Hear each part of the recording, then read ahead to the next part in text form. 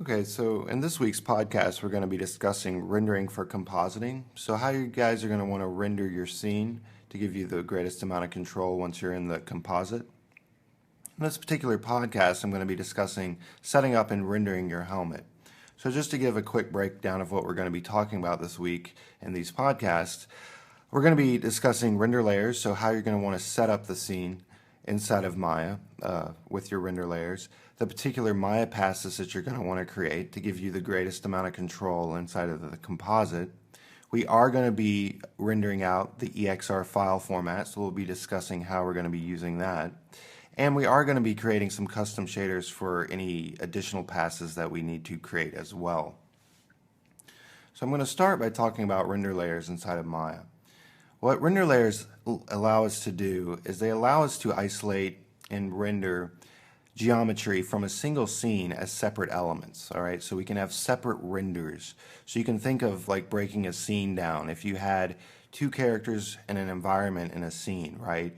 You could have each one of those elements on individual render layers. So you could have one character on one render layer, the other character on another render layer, and then the environment on its own render layer. And that would just give us a great amount of control once we get inside of Nuke, when we can composite it all back together. All right. Now you can also have different shaders on the same geometry based on different types of render layers. So for example, if I wanted to apply a different shader to one of those characters, I could just add that character to an additional render layer and from there apply the new shader and then render that out. And as we go through the podcast later this week, you'll see why we would want to do that by applying different types of shaders onto the geometry. All right. Now we have what's called the master layer in our render layers. Now it's not a good idea to use the master layer as one of your active render layers. The master layer has attributes that will affect all of other render layers in your scene. So we just kind of leave it alone.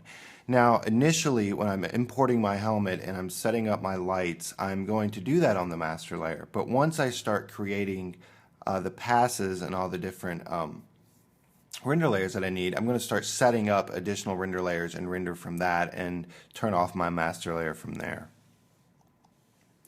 Alright, so let's talk about render passes.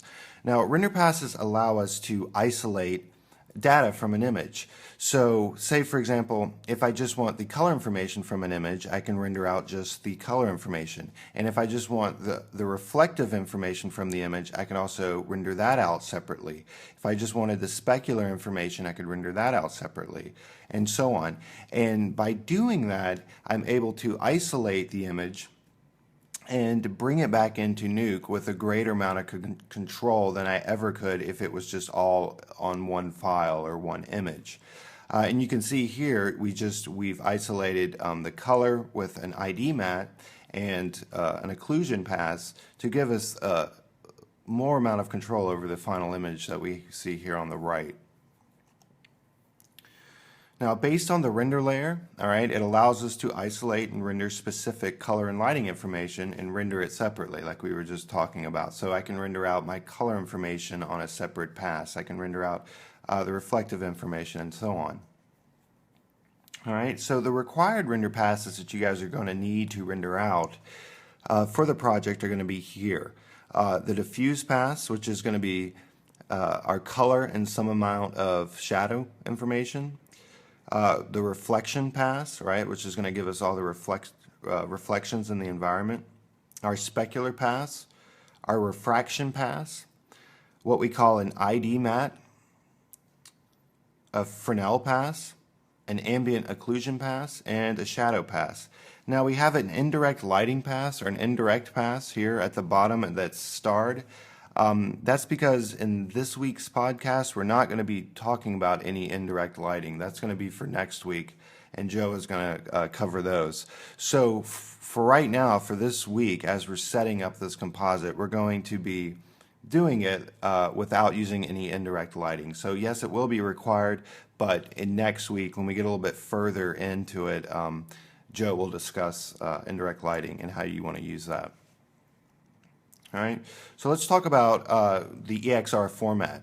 and how it allows us to store vast amounts of data into one file. Well, when we render EXRs, what we're going to get in the first 4 channels of an EXR image is what's called a beauty pass. So Maya essentially does like a slap comp for us, and it puts everything together. So we get all our color information, all our shadow information, reflective information, and so on, and it puts it together in a composite and shows it to us, like in the image we see here. It's always going to occupy the first 4 channels of an EXR, or the first channel set of an EXR, the RGBA channel set. All right. Now, we don't ever really use this in a composite. It's often just used as a reference just to get us into the ballpark of maybe what we're going for. And now we come to the diffuse pass. Now, the diffuse pass provides at a minimum the base color of the object and may include some level of shadow information. Maya provides 3 different types of diffuse passes, each including various forms of shadow information. And these are the 3 that you can render out. Now, you're never going to render out all 3 and use them all together, but you can use 2 together. Depending on just how much control you want over your diffuse is really going to dictate which pass you choose to render out. But we're going to talk about the 3 different types of diffuse passes right now. The first one we have is simply called diffuse. Now, the default diffuse pass includes both self-shadowing and cast shadows. The illuminated surface can only be seen in a diffuse pass when we have an actual light source present. So you actually have to have a light in the scene to see it. All right. The next pass is what's called the diffuse no shadow pass. The diffuse no shadow pass is going to give us diffuse lighting as well as self shadows, but it's not going to include any cast shadows. And if you notice down there at the bottom, we're losing the cast shadows. And finally, we have what's called the diffuse material color pass. The diffuse material color pass is going to show us only the raw diffuse color information as defined by the material. So it's not going to take into any account lighting or shadow information. So here's just to show you the difference between self shadows and cast shadows. All right, and the following,